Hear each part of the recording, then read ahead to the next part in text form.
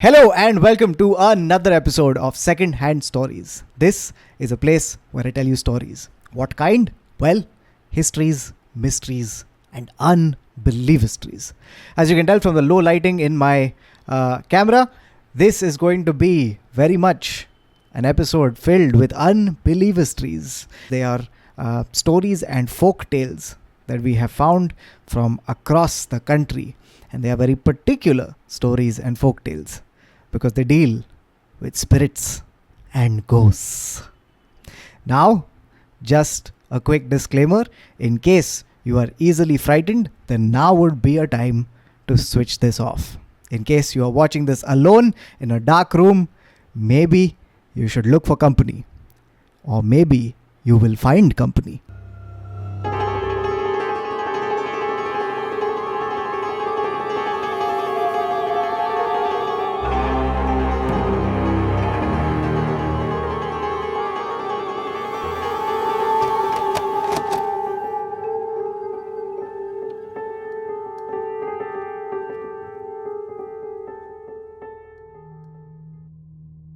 Our first story begins in Assam, and it starts with two boys who are near a pond. This pond is near their village. It's a pretty large pond, and they're standing on the edge of it because one of their mothers had told them that they shouldn't venture too far out into this pond. But the two boys are rebellious and they're excited, and they're in no mood to pay heed to their mother's warning. And so they jump into the pond and they're having a great time.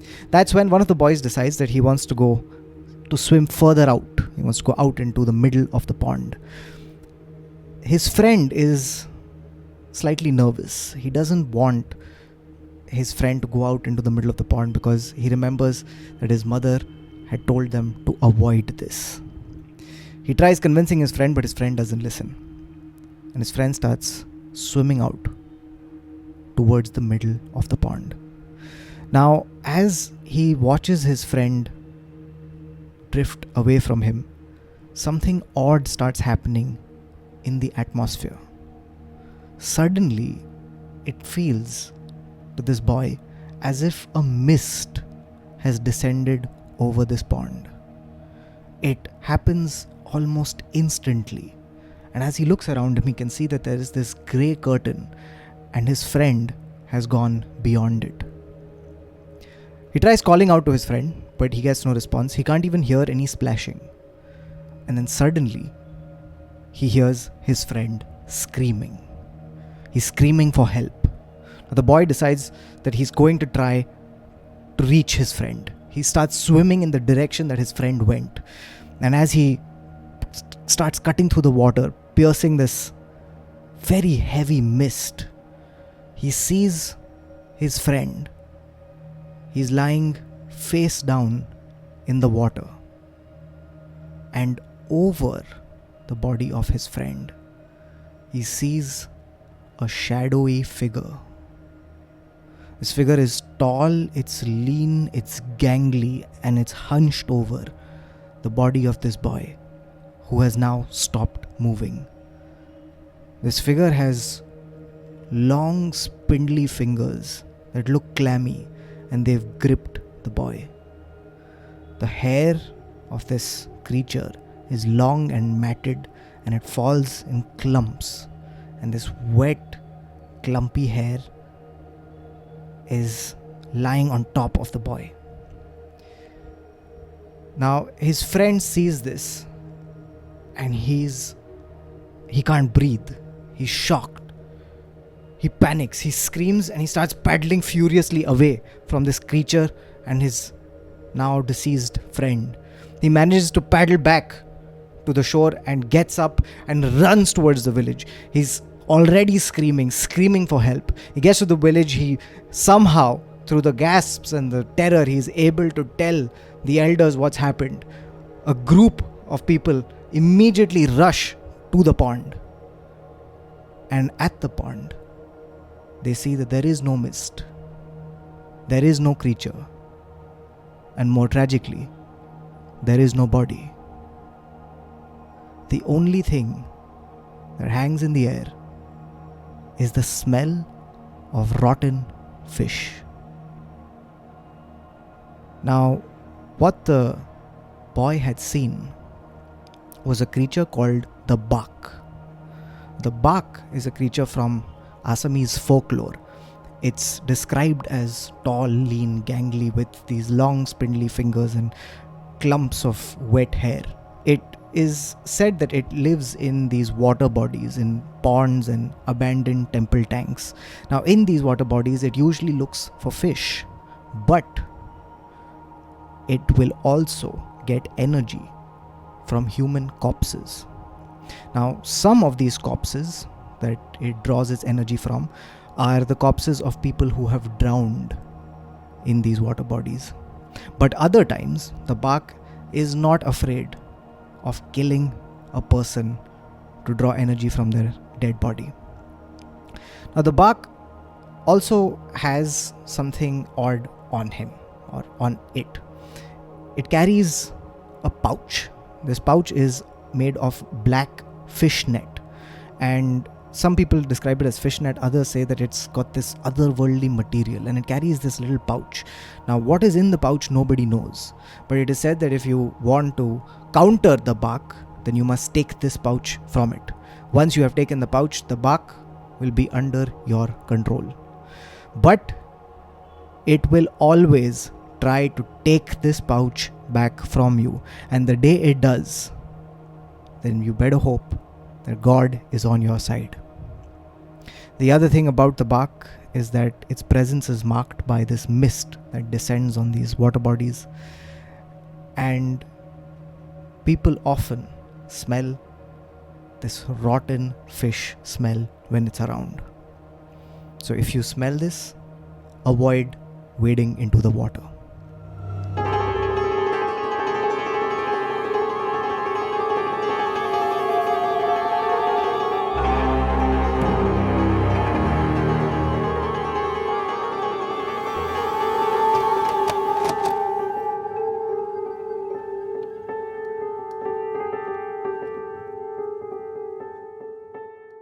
Our next story takes place in West Bengal, and there's a train passing through Bengal, and on this train is a man. Now, this man is sitting alone in this compartment, and he's reading a newspaper.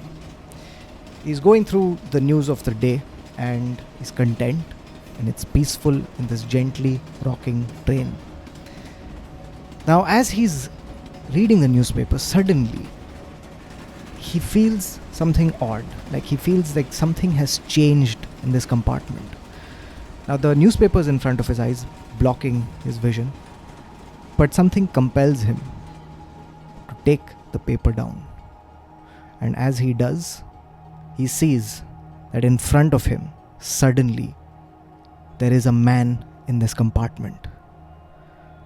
And it's not a regular man, because the odd thing about this man is that he's missing a head. Now, you can imagine how shocked he is. The newspaper falls from his hands, and it is at that very moment that the train enters a tunnel.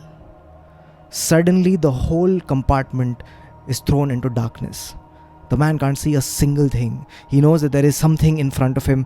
There's a headless man. And suddenly, he feels a touch. It's an icy touch. A touch that's not human. A touch that's very different from anything he has ever experienced. And then, suddenly, the train screams out of the tunnel. Light floods the compartment. And the man, gasping, his heart beating, suddenly realizes that there's no one in the compartment with him. What this man had seen is a ghost known in Bengali folklore as the Skondokata. A Skondokata is a headless ghost. Now, people say that these ghosts are the spirits of people who have died in railway accidents. And oftentimes, people in trains can spot them beside the tracks, looking for their heads. And those are the lucky ones, because the unlucky ones happened to see them inside the train. Now, there was a 19th century writer called Lal Bihari De, and he had written about these ghosts, and he said that these ghosts are vengeful spirits and they look for people they can enslave so that they can put them in the service of finding their heads. They're found in swampy areas and boggy areas, and when they find you, you're always instantly put into their spell, and these people disappear. So that is the Skondokata.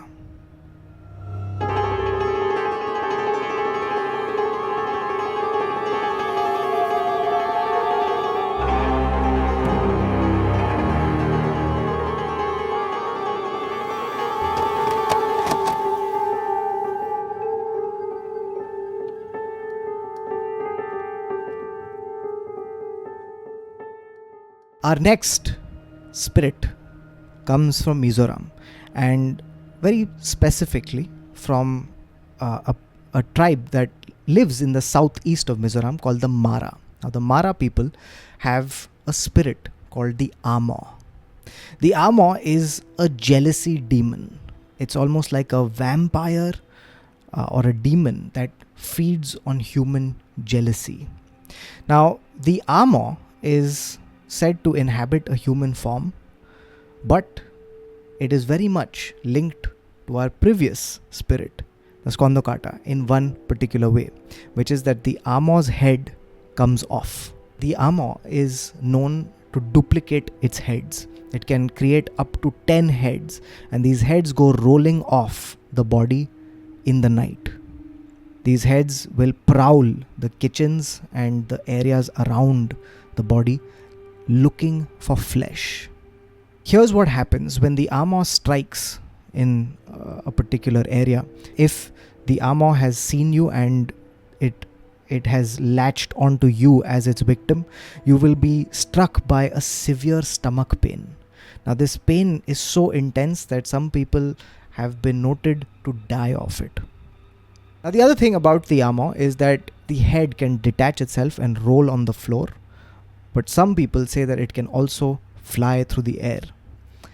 The craziest thing about the Amo is that some people say that this head can transform itself into a flickering flame that is seen disembodied in the sky. Now, the origin story of the Amo is a very particular story that the Mara retell to every generation. The story is that there was a Mara family that had befriended a man from the east. Now, this man used to come to the village frequently, and the villagers realized that every single time this man appeared in the village, mishap and misfortune would follow. As this man would appear, suddenly men and women in the village would start dying. Not just men and women, but also livestock. It's then that the villagers made the connection that these deaths always occurred when this man arrived in the village. So one night, they decided to confront him.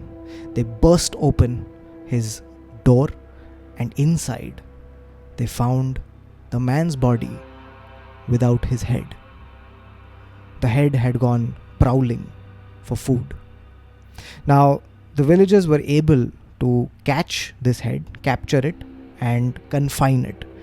The way to kill the Amo is that you confine this head and stop it from reattaching itself to the body until sunrise. And if you do that, then the host body and the heads die. Now, the villagers were able to do this to this man. They were able to stop his head from reattaching to the body, and when they did it, the head and the host body died. Now, the villagers took the body and the head and they threw it in a stream. But there was a catfish that feasted on this dead body. And then a pheasant came. A pheasant is a bird that came and started feasting on the worms that were eating the corpse. And through these two animals, the Amo transferred to them. Now, these animals were eventually caught and eaten by the Mara. And when that happened, the spirit found its way back into the community.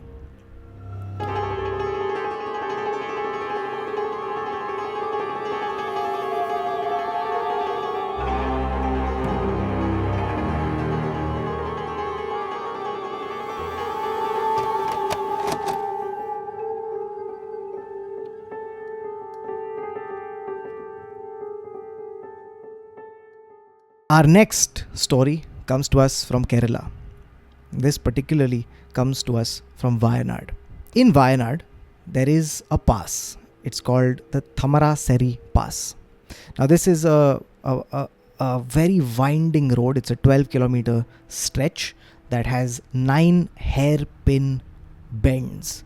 It's treacherous and it's high up. It's on an altitude, and it's very, very, very scary to navigate.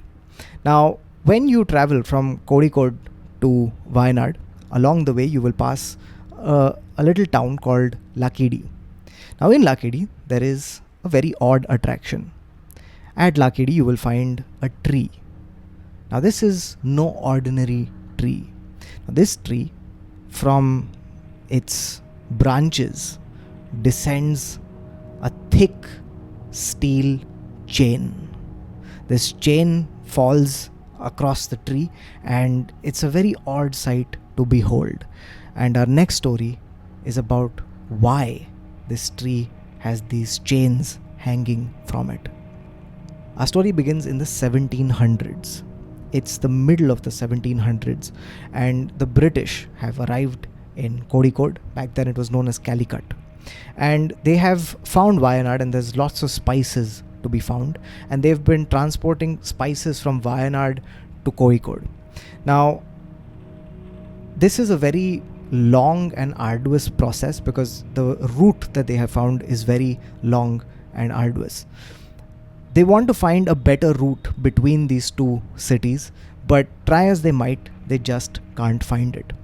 It's at this point that the British Viceroy decides to give a big reward to a person who can find a more efficient route between Kozhikode and Wayanad. Now, a lot of people start trying to find this route because of this bounty that is at stake. And it is one particular British engineer who makes a breakthrough. But it's not a breakthrough he makes alone. This British engineer happens to come across a man. Now, this man is a chief of a tribe, and his name is Karinthandan. He meets Karinthandan and he tells him his particular problem. He's looking for a route from Kozhikode to Wayanad. And Karinthandan happens to know just the route. This route passes through Thamaraseri mountain pass, and Karinthandan very magnanimously helps this Britisher find this route and takes him across it. Now, at the end of the route, you would imagine that Karinthandan would be rewarded for his service. But instead, the British engineer takes him to a hilltop, pulls out a gun, and shoots him dead. The reason he shot him dead was because he was afraid that Karinthandan would take credit for the discovery, and then he would have to split the bounty. Karinthandan was killed, and the engineer went and showed this route to the British, and eventually a mountain pass was made. Now, the traders that took this route, they started reporting strange sightings, and they would hear screaming that would suddenly pop up, and it would lead to fatal accidents taking place along this route. The accidents got so frequent that it became a widespread rumor that Karinthandan's soul had started haunting the route. Now, because of this, the British couldn't get traders to cross this route, and which is why they reached out to a witch doctor and they said, "Could you help us?" Now, the witch doctor arrives. He realizes that Karinthandan is indeed causing these problems, and what he does is that he's able to trap Karinthandan's soul into a tree. This is the tree that you see at Lakidi. He traps this soul into the tree using these heavy steel chains. Now, the odd thing about this whole story is that eventually the tree began growing, and the truly odd thing is that the chains seemed to grow with it. Now, this tree and these chains can still be seen today and has become a major tourist attraction. In fact, Karinthandan has become known as one of the martyrs, a person who was unfairly killed by the British, and he's revered today. So, in case you are traveling from Kozhikode to Wayanad, make sure you stop at Lakidi and pay your respects to Karinthandan.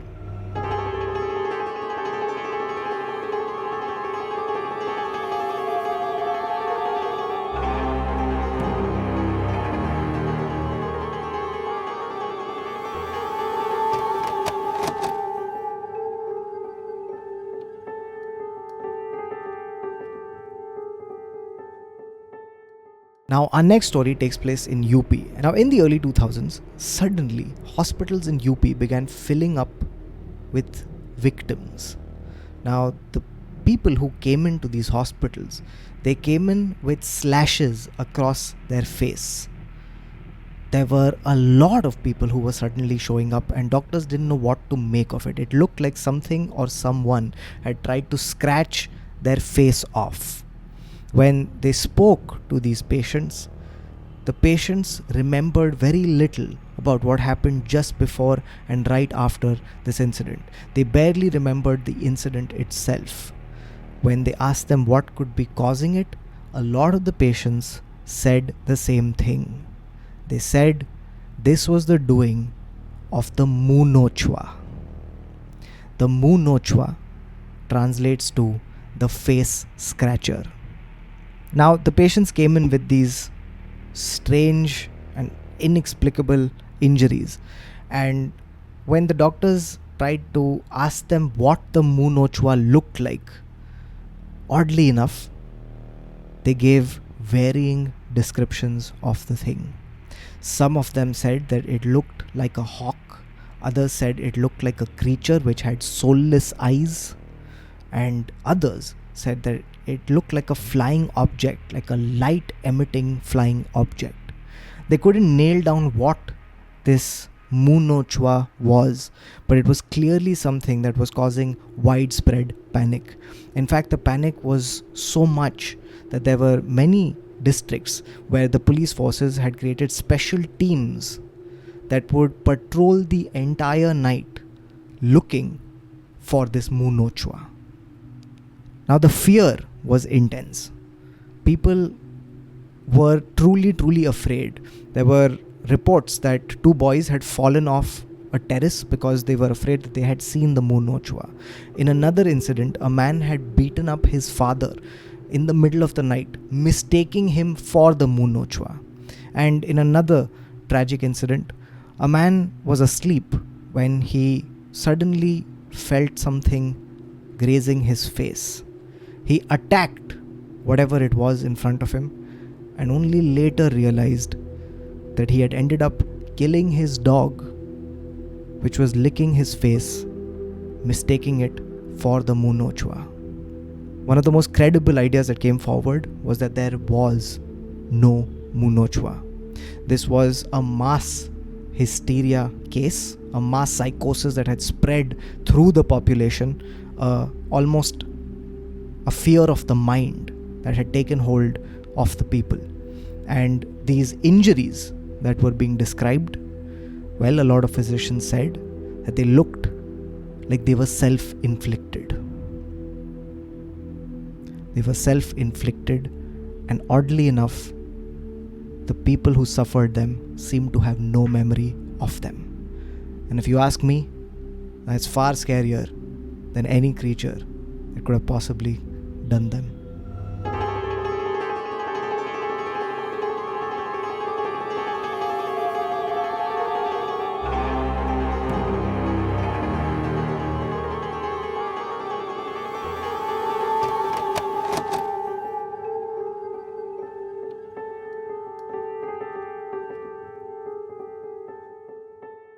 So these are the 5 spirits and ghosts from folk tales and stories from across India.